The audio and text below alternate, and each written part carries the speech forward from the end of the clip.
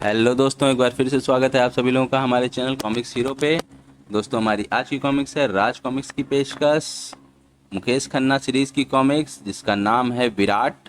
तो दोस्तों, ये विराट सीरीज़ चल रही है। विराट 5 तक हम लोग पढ़ चुके हैं और ये विराट 6 है।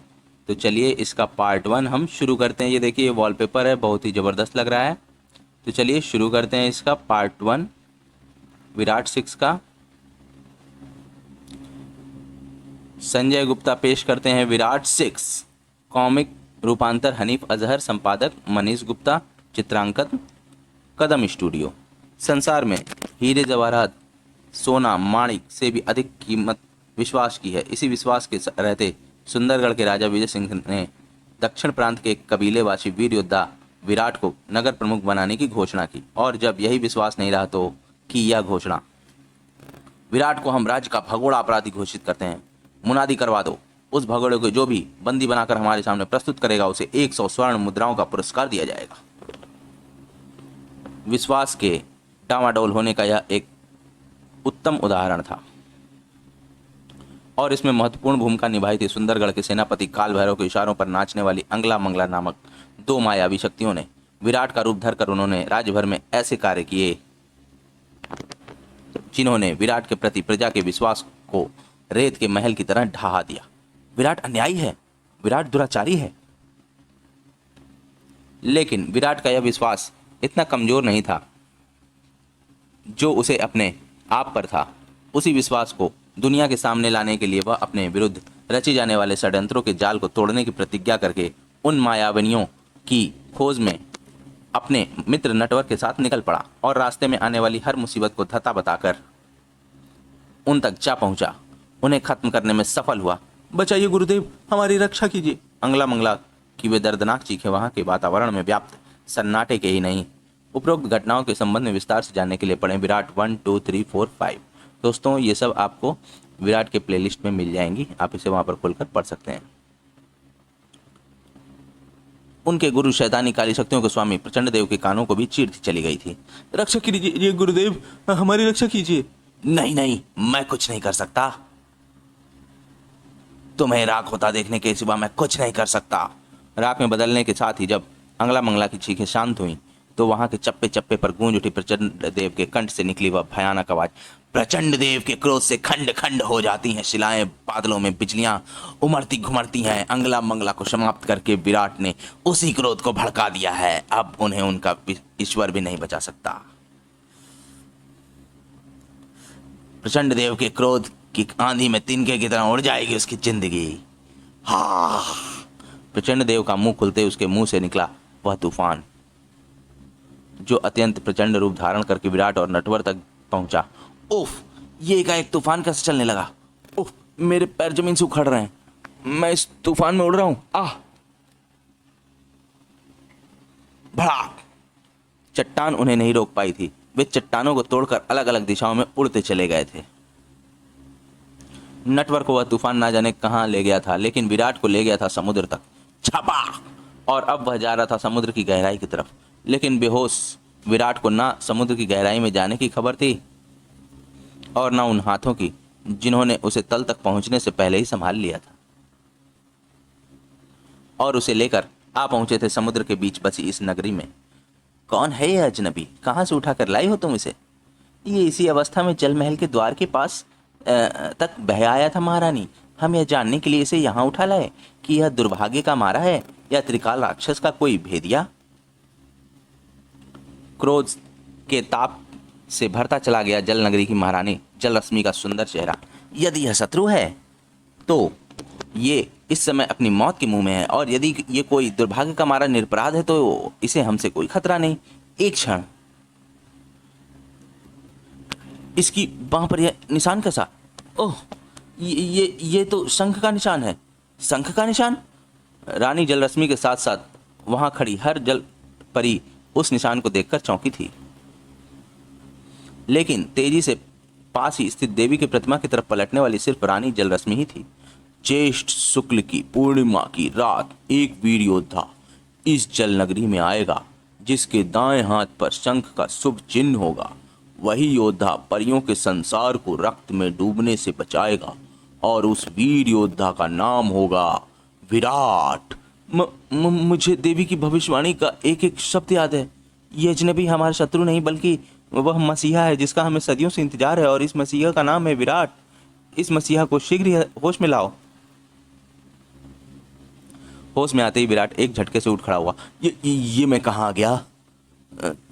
थोड़ा सब्र रखकर अपने आप को संभालिए, हम तुमको सब बताएंगे महाबली विराट। मुझे यहाँ कौन लाया? सब्र तो विराट के पास उम्र से भी ज्यादा है, मगर इस समय आप मेरी बेसब्री का इम्तिहान मत लो। बताओ मुझे, तुम्हें मेरा नाम कैसे पता लगा और छल की कौन सी माया का रूप धरकर तुम मेरे सामने आई हो?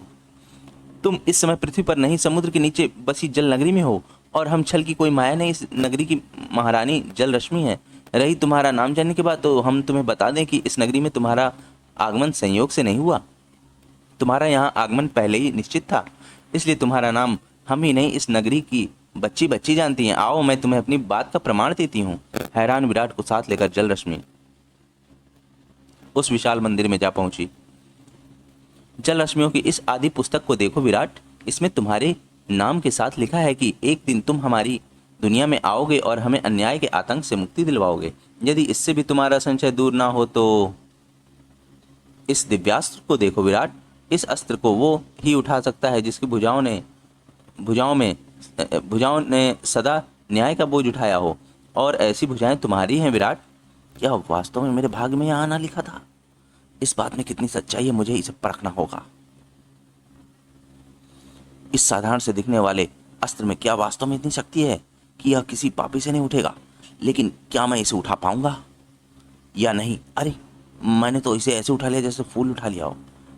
इसे उठाकर चकित ना हो महाबली, इस अस्त्र को तुम्हारे स्पर्श की ही प्रतीक्षा थी। अब तो तुम्हें कोई संशय नहीं, लेकिन दिव्यास्त्र से विधाता विराट के हाथों किस अन्याय का अंत करवाना चाहता है, वो भी ऐसे समय में जब मेरे पास अपनी सांसें गिनने का भी वक्त नहीं है, क्योंकि मैंने 13 दिन में यशोधरा को ढूंढ लेने की प्रतिज्ञा ली है, जिसमें से 3 दिन बीत भी चुके हैं। मुझे वापस लौटकर बाकी बचे 10 दिनों में मौत की नींद सुलाना है। विधि का शायद यही विधान है कि तुम अपनी प्रतिज्ञा पूरी करने से पहले अपना कर्म पूरा करो, और अगर तुम ऐसा करने में सफल हुए तो हम तुम्हें वचन देते हैं कि तुम्हारी प्रतिज्ञा को पूरी करने में हम तुम्हारी सहायता करेंगे। तुम मेरी सहायता करो ना करो महारानी, लेकिन विराट अपने कर्म से मुंह मोड़कर नहीं जा सकता। जब तक विराट के शरीर में रक्त की एक बूंद है, विराट भी अन्याय और अत्याचार से टकराता रहेगा। तुम मुझे उस अन्यायी अत्याचारी का नाम बताओ जो जल परियों के रक्त से होली खेलना चाहता है, जिसने इस जल नगरी में अपनी आतंक का तूफान उठा रखा है। उस क्रूर और दरिंदे राक्षस का नाम है त्रिकाल।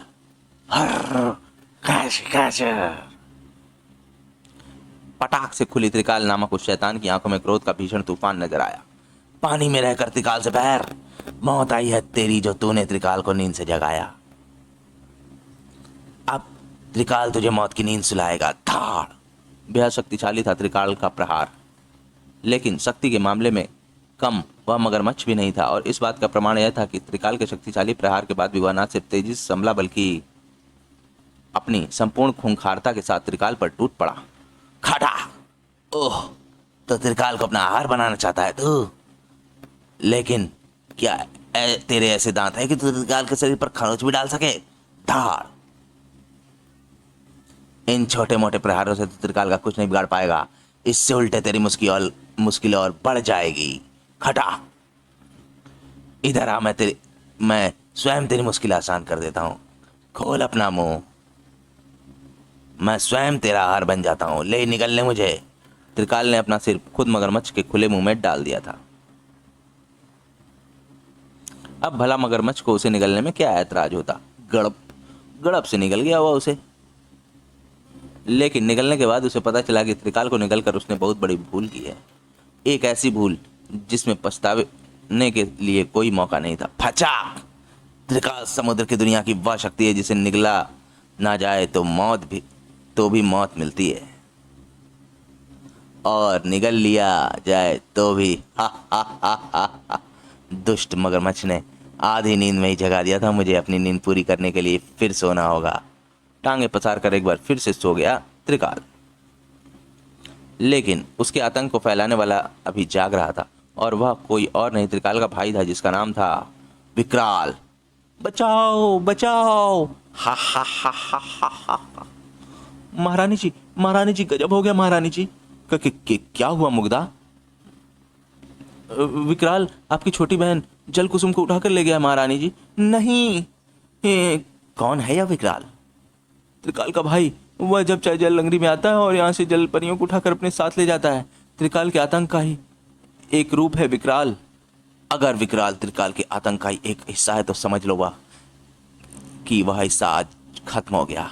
कहाँ मिलेगा वह विकराल मुझे?